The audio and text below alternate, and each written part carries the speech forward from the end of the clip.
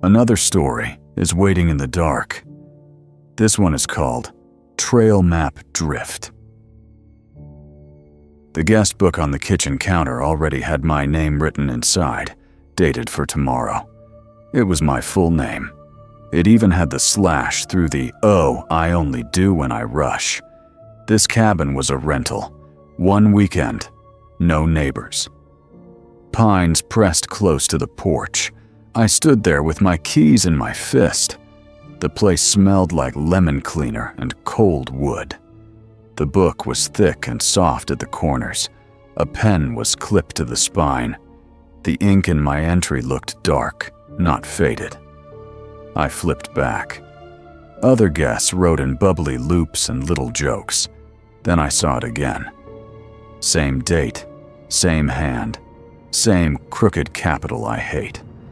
I told myself the owner copied my signature from the booking, so I went to the one window and fought for a bar of service. I opened the confirmation email. The owner's name was different. His texts were neat and typed. The book was not. I read the entry. It said the heater would click twice and then go quiet. It said I would sleep on the couch because the bed feels watched. The heater clicked once, then again. Then it went quiet. I walked to the bedroom. The bed was made tight. There was one clean pillow. There should have been two. I found the second pillow on the closet floor. The case had a damp spot. It smelled like breath. I brought it back anyway and left it on the bed.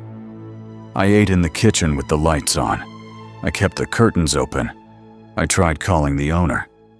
The first call failed. The second went through. I told him about the guest book. I kept my voice calm. He gave a tired laugh. "People write weird stuff," he said. Then he added, "If the heater clicks, tap the side. It helps." That was in the entry. Word for word. When I hung up, I looked at the counter. The pen was no longer clipped. It was lying uncapped beside the book. That night, I took the couch. I woke to a boot scraping the porch boards. I stayed still. The scraping stopped. A soft knock came at the door. One knock, a pause, then two quick taps, like someone testing if I was awake. In the morning, muddy prints covered the porch. They came up the steps and stopped at the threshold. They did not go back. I shut the door and locked it. Then I saw the bolt was already thrown. I had not thrown it. I opened the guest book again. A new line sat under the first. Same date, same hand. It said I would find the prints. It said I would lock the door. It said I would forget the keys again. I grabbed my bag and moved fast. My keys were not in my pocket. They were on the counter beside the book, laid out neat like a display. I took them and went outside. My car started, coughed, and died. I tried again. Same thing. Then I noticed the cabin key was missing from my ring. I went back up the steps. The porch boards were dry now. No mud at all. The cabin door was closed. I put my hand on the knob and felt pressure on the other side, like someone leaning there. I twisted. The door opened a few inches and stopped against something solid. From deeper inside, the heater clicked. Once. Then, twice. I backed away and used the spare key in my wallet to start the car. I left without the cabin key. I drove hard until the trees thinned. Then I passed the same dented mailbox again. Same red flag. Same bullet hole. Same bundle of old flyers in the post slot. I did not turn around.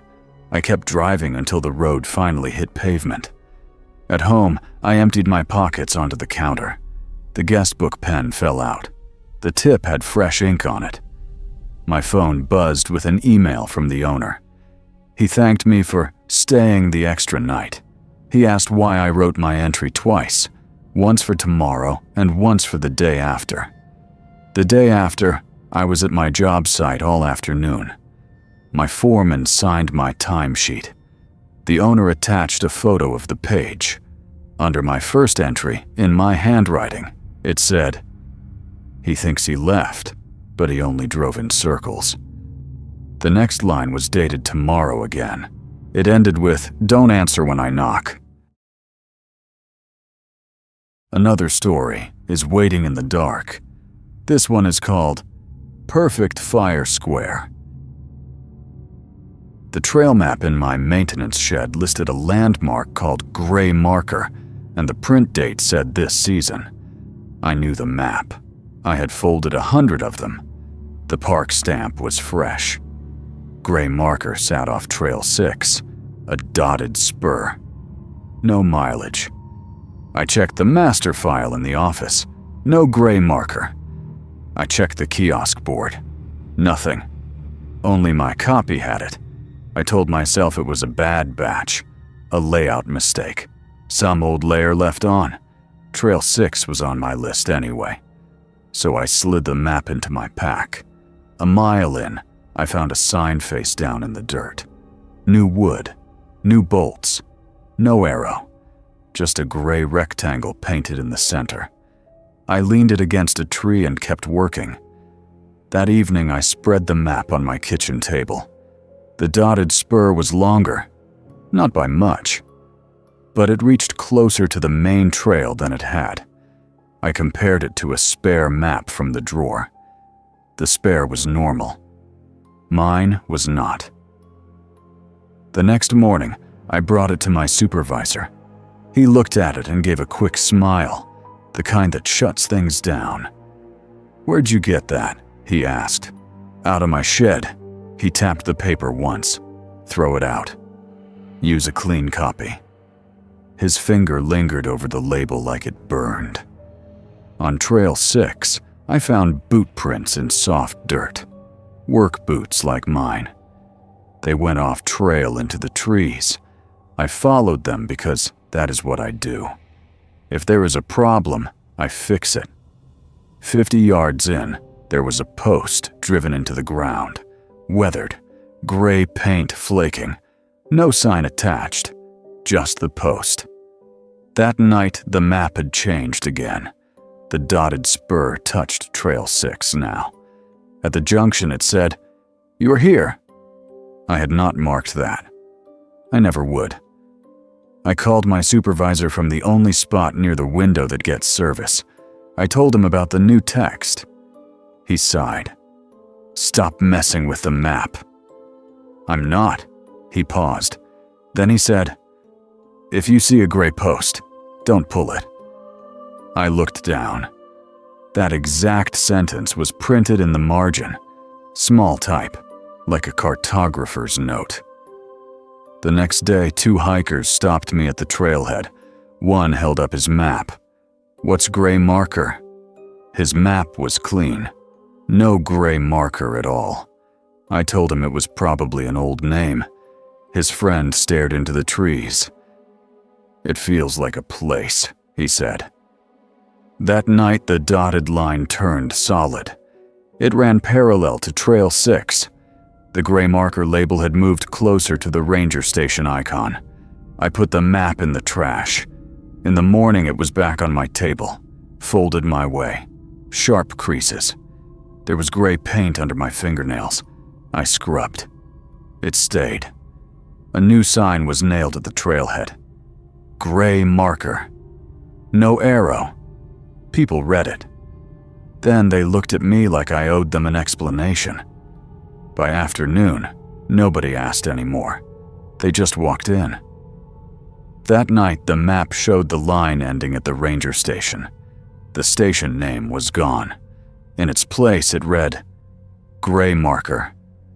In the lower corner, a little work order box had appeared. Task: install gate post. Paint gray. Status: complete. Before dawn, I tried to leave. The park road was empty. Mist hung low between the pines. I passed the same dented mile marker twice. Then the station sign was ahead of me again, like I had never moved. I slowed at the gate. A new post stood beside it. Fresh wood, fresh gray paint, still wet. My key would not turn. The lock felt packed full.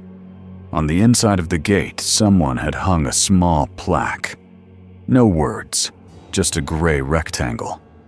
I went back to my shed because there was nowhere else. The map was already pinned to the wall.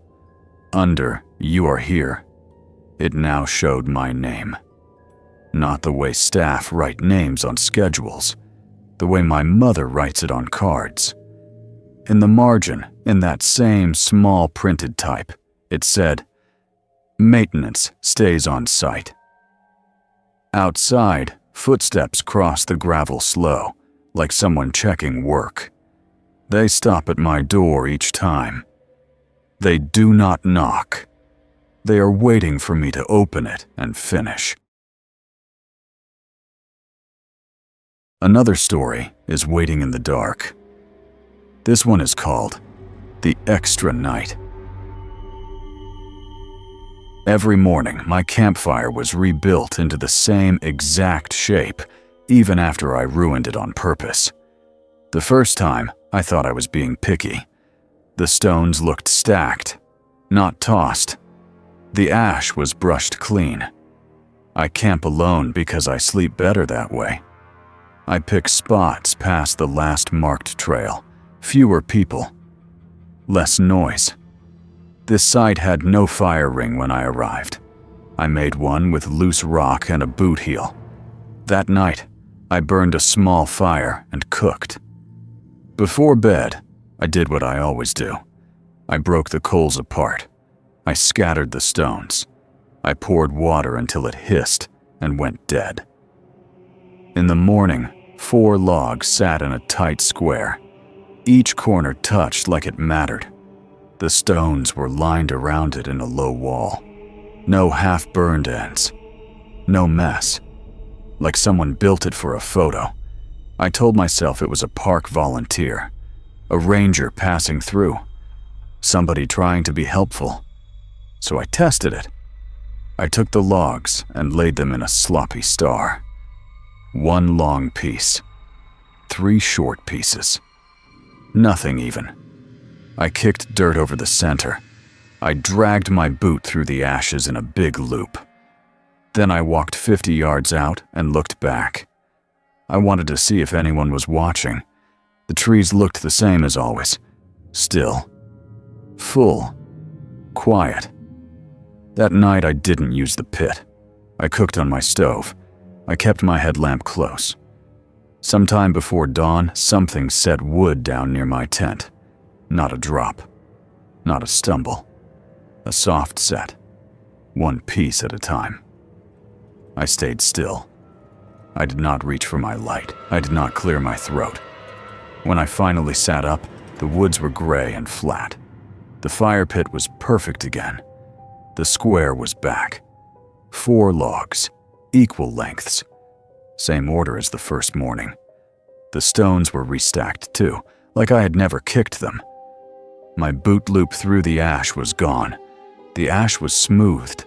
It looked combed. I walked around the pit once. I kept my eyes low. There were no footprints, not even animal prints. The dirt looked brushed with a branch. I moved camp 10 yards uphill. I made a new fire circle and made it ugly on purpose. I threw stones in at random. I dug a trench through the middle. I carried my extra firewood away and scattered it down a slope. I wanted the work to be inconvenient. That night, I slept with my lighter in my pocket. I could feel it against my thigh. I woke to the smell of smoke. I sat up so fast my neck popped. There was no flame. No ember glow. The air just held that dry, sweet smell like a fire had been close. I clicked on my headlamp. The old pit by my first tent spot was gone, under leaves and dirt.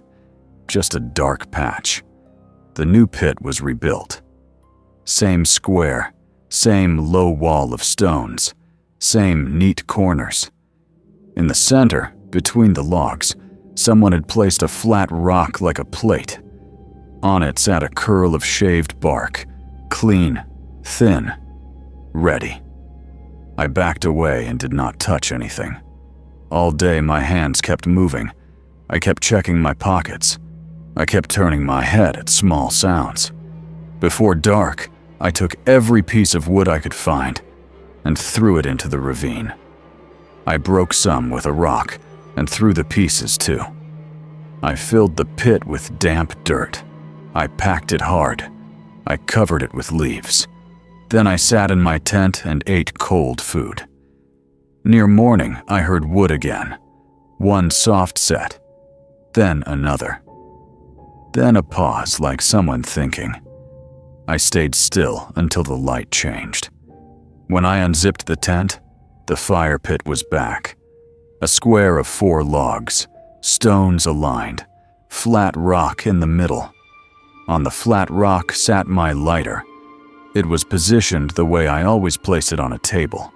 Wheel to the left, button facing me. My pocket was empty.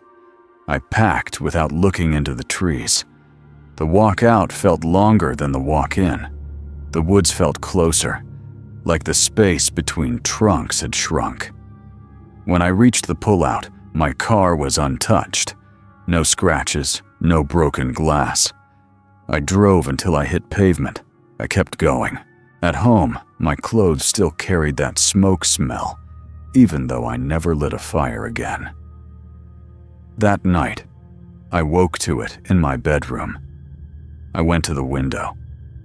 In my backyard, on bare dirt where I've never made a pit, 4 logs were stacked into a square. The stones were arranged around them in a low wall. I watched for a long time and did not go outside. In the morning, it was still there, clean and ready, like it expected me to strike the first spark.